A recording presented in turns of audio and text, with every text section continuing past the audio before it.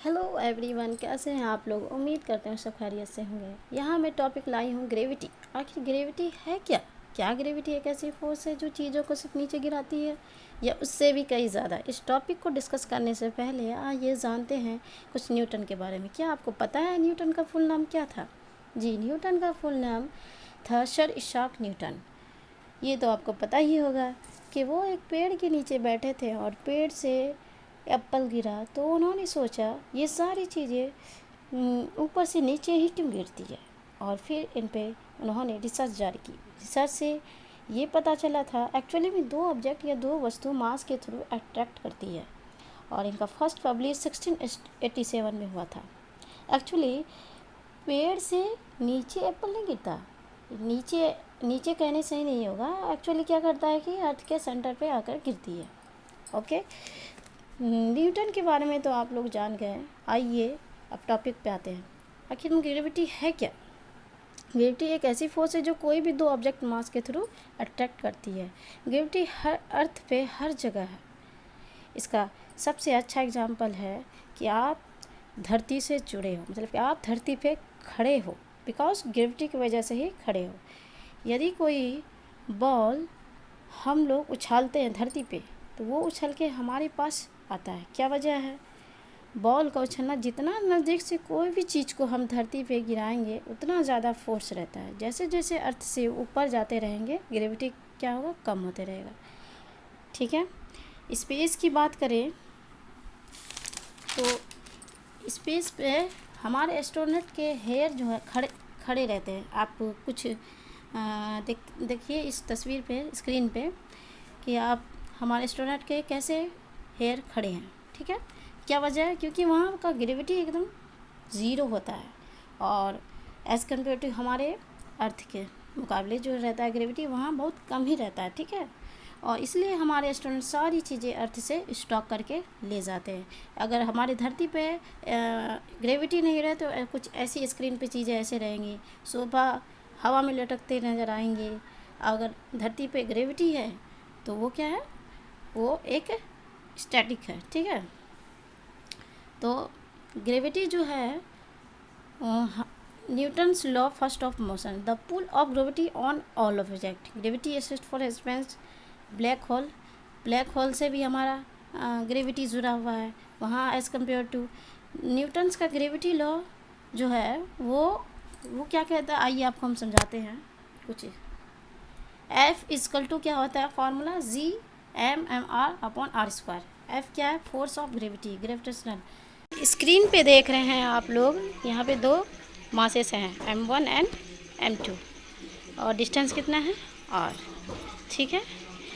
ये क्या है, और इसका जो फॉर्मूला होता है F1 equal to F2 equal to G(m1 into m2)/r²। ठीक है। ये कैसे आया ये आपको मैं बाद में बताऊंगी। पहले ये जानिए कि ये है क्या। ये F1 जो है, ये जो है इसके बीच की दूरी क्या है, डिस्टेंस r है। ठीक है। और ये F1 और F2 एक दूसरे को क्या कर रही है, इक्वल एंड अपोजिट कर रही है। ठीक है, इक्वल एंड अपोजिट। और ये बीच का जो है डिस्टेंस क्या है, r है, रेडियस है। एक तरह से ये क्या है, रेडियस। ठीक है। आप लोग देखे होंगे मूवीज़ वगैरह में गाड़ी को उड़ते हुए, आदमी को उड़ते हुए, मतलब सब मूवीज़ में सबको उड़ाते हैं, मतलब ग्रेविटी के तो बैंड बजा देते हैं, है ना। तो वैसा नहीं होता भाई, वो स्पेस में होता है बस।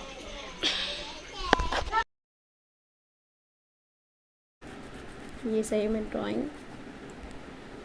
एक्चुअली में मैं लाइव बोर्ड का यूज़ कर रही हूँ। ये मैं मोबाइल का बोर्ड यूज़ कर रही हूँ, इसलिए पिक्चर सही नहीं हो रहा है, डायग्राम सही नहीं बन रहा है। तो होप आप लोग समझ सकेंगे। तो ये मैंने M1 लिया और ये M2।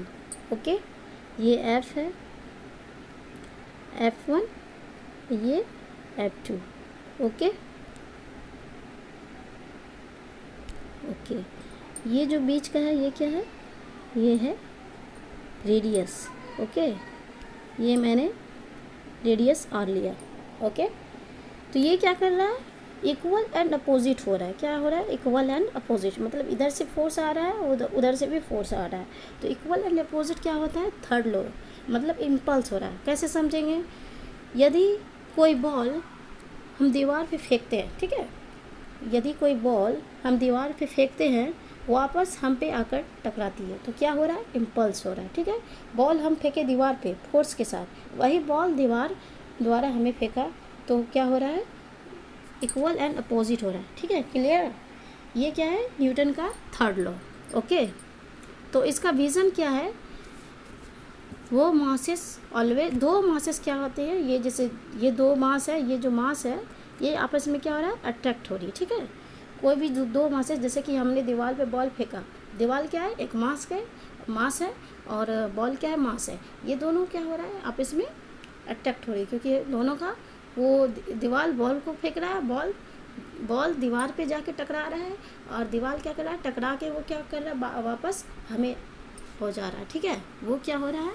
अट्रैक्ट हो रहा है दोनों से।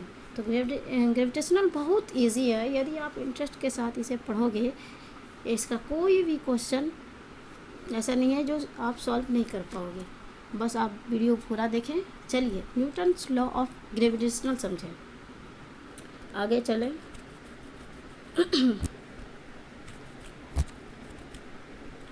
आगे अभी मैंने आपको क्या बताया? ये m1 है, ठीक है, ये फोर्स लग रहा है F1, ठीक है। और फिर दूसरा मैंने m2 लिया, दूसरा मास, इसका फोर्स इधर फोर्स F2 है, ठीक है। बीच का डिस्टेंस कितना है? r है, ओके, ये बीच का डिस्टेंस r है। ये जो दो फोर्स है इक्वल एंड अपोजिट, ये क्या होता है? F डायरेक्टली प्रोपोर्शनल m1, ठीक है। ये क्या कर रहा है?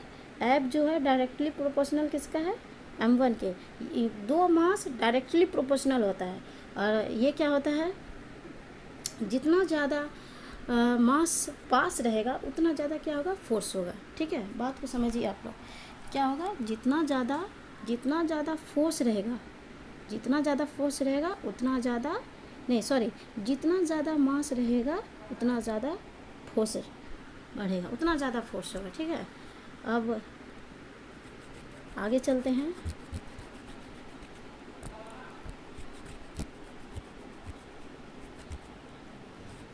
यहाँ पे मैंने बताया आपको F directly proportional to m1, उसी तरह से F2 के लिए हो जाएगा।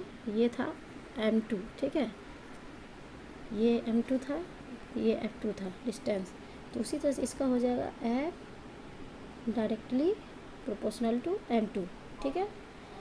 और क्या होगा? ये जो मैंने आपको बताया था अभी, ये m1 है, सॉरी, ये F1 है, और ये m2 है, इसका F2 है, ये डिस्टेंस कितना है? r है, ठीक है, ये R2। तो ये क्या कहता है कि अगर जितना डिस्टेंस कम रहेगा उतना ज़्यादा क्या होगा? जितना कम डिस्टेंस रहता है उतना ज़्यादा फोर्स होता है, ठीक है। अब जैसे जैसे अगर डिस्टेंस बढ़ते रहेगा, आगे चलते रहेंगे, ऊपर स्पेस पे जाते रहेंगे, उतना क्या होगा? फोर्स कम होते रहेगा। तो यहाँ पे क्या होता है? F इनडायरेक्टली प्रोपोर्शनल होता है डिस्टेंस के 1/r², ठीक है। ये 3 हमारा इक्वेशन हुआ। अब इसी से हमारा हो जाएगा, इसी से हमारा फॉर्मूला निकलता, ठीक है। जो ग्रेविटेशनल का फॉर्मूला है, इसी से ही आगे फॉर्मूला होगा। तो फॉर्मूला इसका होगा F डायरेक्टली m1 m2/r²। अगर डायरेक्टली प्रोपोर्शनल को अगर हम हटा देते हैं तो हमारा फॉर्मूला बन जाएगा F = g m1/m2/r²। यहाँ पे g क्या है? g ये है ये जी बहुत इम्पोर्टेंट है, समझिए गोल्ड है। ये जी क्या है? जी जी क्या है? यूनिवर्सल ग्रेविटेशनल फोर्स है, ठीक है। अब जी का मैं वैल्यू बता रही हूँ इसका, आप लोग नोट करते जाइए, मैं आपको बताते जा रही हूँ ये इक्वेशन इसका पूरा।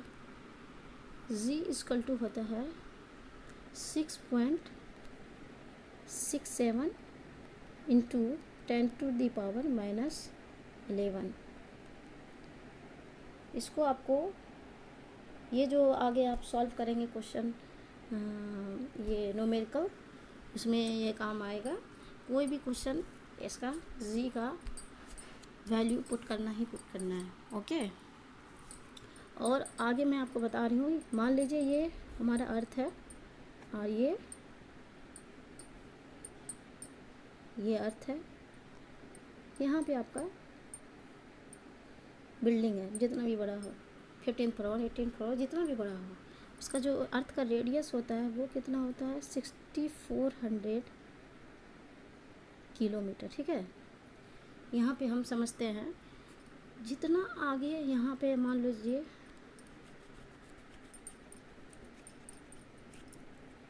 यहाँ से कुछ चीज़ें गिर रही हैं बिल्डिंग के ऊपर, ठीक है, कोई भी बॉल या कोई भी चीज़, तो क्या होता है? जितना दूर से जितना डिस्टेंस रहता है उतना फोर्स कम होता है, ठीक है। और जितना कम डिस्टेंस रहेगा उतना ज़्यादा फोर्स होगा, ठीक है। जितना पास में मास रहेगा, ये जो मास है, ये मास अगर हमारा अर्थ पे गिरता है तो वो डिस्टेंस क्या, फोर्स क्या होगा? कम होगा, ठीक है। तो इसलिए याद रखना है,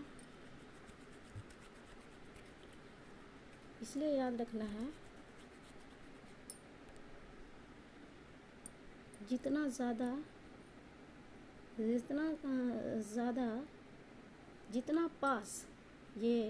जितना पास या नियर रहेगा, जितना पास वेट रहेगा, मतलब कि धरती पे जितना पास रहेगा मास, उतना ज़्यादा क्या होगा? फोर्स रहेगा, ठीक है। जितना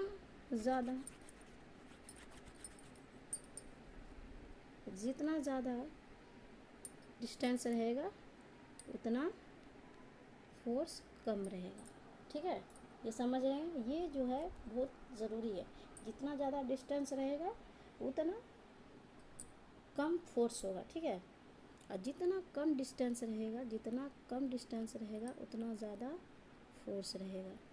ये आपको बस याद करना है, जितना कम डिस्टेंस रहेगा उतना ज़्यादा फोर्स होता है, ठीक है। Point be noted, okay. चलिए आगे चलते हैं, कहाँ पे थे हम लोग? जी थे हम लोग जी हमारा वैल्यू क्या निकला था? जी इक्वल टू 6.67 इंटू 10⁻⁻11, ठीक है। अब इसका SI यूनिट क्या होता है? SI यूनिट जो होता है वो होता है Nm²/kg², ठीक है। ये आपको याद कर लेना है।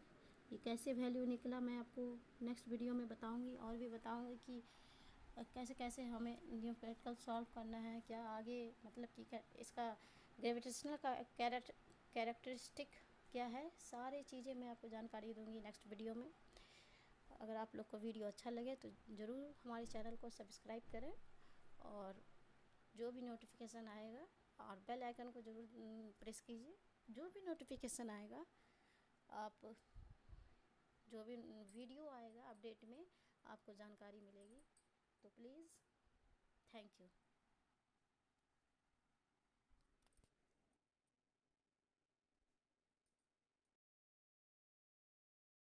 जी ये न्यूटन्स ग्रेविटेशनल लॉ है, इसको आप थ्योरेटिकल याद कर सकते हैं। मैंने जो आपको बताया था है डायरेक्टली प्रोपोर्शनल और इनडायरेक्टली प्रोपोर्शनल, ये आप याद कर सकते हैं आगे के लिए।